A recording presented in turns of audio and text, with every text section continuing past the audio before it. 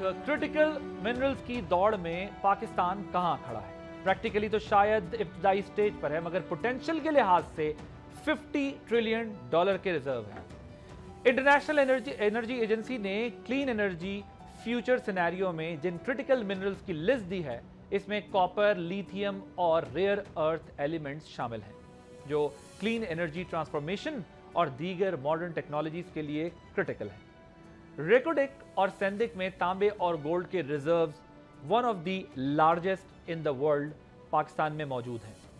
17 rare earth elements में से कम 12 के पाकिस्तान में मौजूदगी के वाज़े आसार मिले हैं। लिथियम, जो इलेक्ट्रिक व्हीकल्स और एनर्जी स्टोरेज के लिए अहम समझी जाती है, पाकिस्तान में उसके ज़खायर की तस्दीक तकरीबन मुल्क के हर हिस्से में हुई है।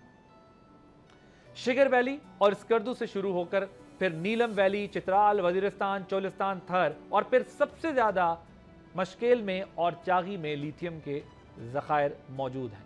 पाकिस्तान मिनरल्स के पहाड़ों से भरा हुआ है, जिसमें कॉपर, लिथियम और रेयर अर्थ मिनरल्स शामिल हैं, जो इलेक्ट्रिक गाड़ियों, सेमीकंडक्टर्स, एरोस्पेस और दिफाई सनतों के लिए अहम है।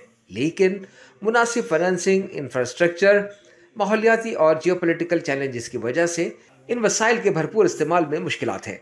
चीन और अमेरिका की दौड़ में पाकिस्तान के पास मौका है कि फ़ायदा उठा सके। मौजूदा कीमत के मुताबिक रेकोडिक में सोने और तांबे के ज़खायर की मालियत का अंदाज़ा $215 अरब लगाया गया है, जो पाकिस्तान के बैरूनी कर्जे का तकरीबन 2 गुना बनता है। लिथियम की बात करें तो मेटल माइनिंग जापान के मुताबिक पाकिस्तान में लिथियम के ज़खायर 500 साल तक दुनिया की लिथियम की डिमांड पूरा कर सकते हैं। इसी तरह पाकिस्तान में रेयर अर्थ मिनरल्स की मौजूदगी के हवाले से चीन की मिनिस्ट्री ऑफ टेक्नोलॉजी और दीगर चीनी इदारों के ताउन से एक स्टडी करवाई गई, जिसमें पाकिस्तान के दरियाओं की सेडिमेंट्स का कीमियाई तज्जिया किया गया।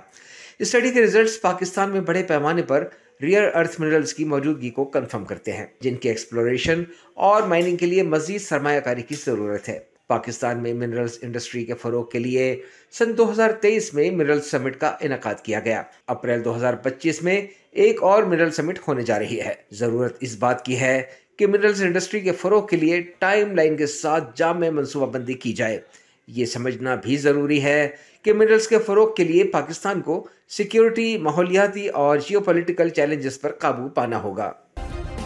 सब्सक्राइब करें और बेल दबाएं ताकि कोई खबर रह न जाए।